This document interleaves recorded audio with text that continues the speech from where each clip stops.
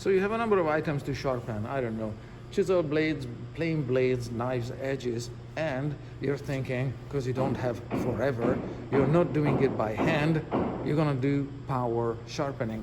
Nice thinking. And you might be thinking, hey, all you need is a bench grinder or a pedestal grinder. You're overthinking it a little bit. This one is way too powerful. What you actually need is something a little more gentle, like this one here. I'm not selling this or whatever, this is just for show and tell. On this one, the motor's RPM is 100. The stone is rotating very, very slowly, like you can touch it and it's safe. And the stone runs in water bath. When this tray is lifted, the stone's surface is cooled, so the removed metal particles are carried away into the water and keep the metal items that you're sharpening cold. That's really important, that you don't change the tempering by elevating the temperature on the blades. You don't change its quenching and its metallurgical treatment, which you do if you put it on this kind of grinder. This motor has an RPM of 3,460 instead of 100. So this is 34.5 times faster.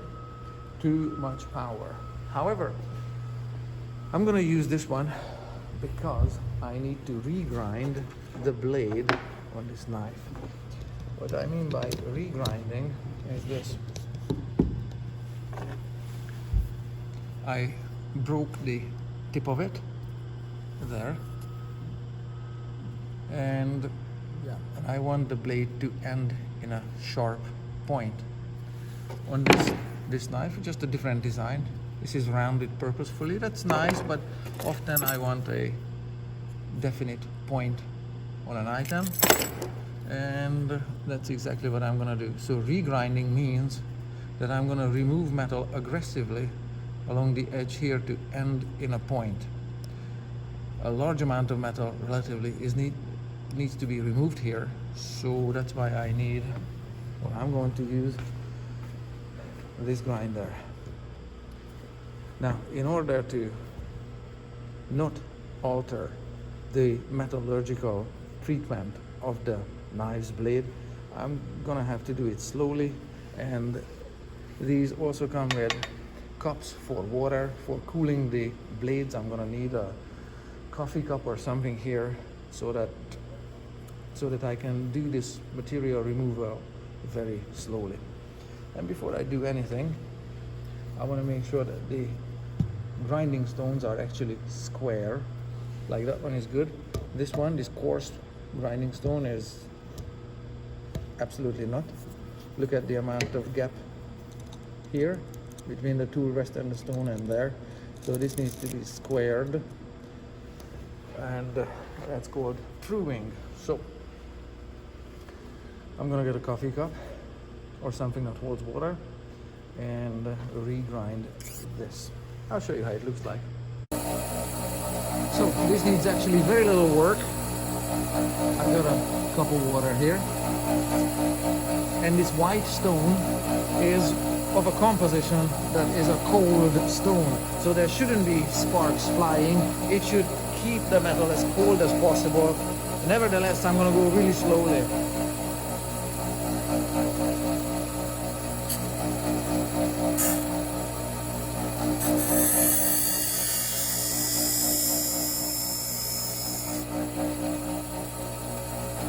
Especially don't want to overheat the tip of the knife, where the metal is the thinnest.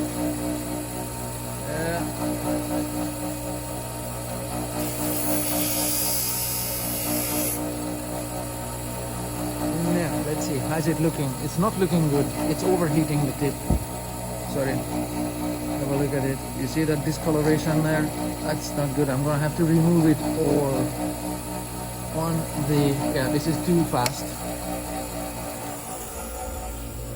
This is too fast, and just 2 passes took care of the problem but caused another one. So I'm gonna have to remove this amount of metal from the tip yet again, because it's gonna break repeatedly. And it's not really possible to place your hand here because the motor's arbor is in the way. So it's not possible to put the knife against the stone, if that makes sense from this angle. Yes, only from this direction, which isn't a problem if you are right-handed, but if you're left-handed, whatever, you might have to work around differently. So it didn't work really well from the first direction that I tried. So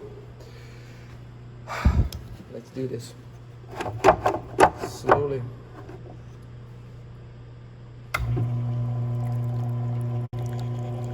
So on the previous grinder, it took 2 passes to ruin the blade, and on this one it takes, I don't know, about 10 passes to fix it. So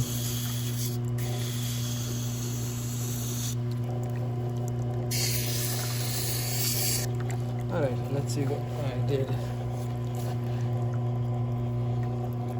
And thereabouts. So no sign of the burnt metal here. And same on the other side. Yeah, very nice. Obviously it's got metal burrs here sticking out from the edge. Those need to be removed on the other wheel there, or with a honing stone that's not powered, just like so. Remove the burrs. About almost there.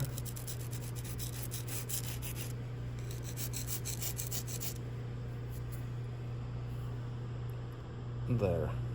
Okay, it's almost done. Now I'm gonna give it a nice even edge everywhere, but that's how this works, and that's how this is working out for me. I want it really pointy because I use it for slicing vegetable and meat. So 100 RPM in a water bath definitely works a lot better. Thank you for watching.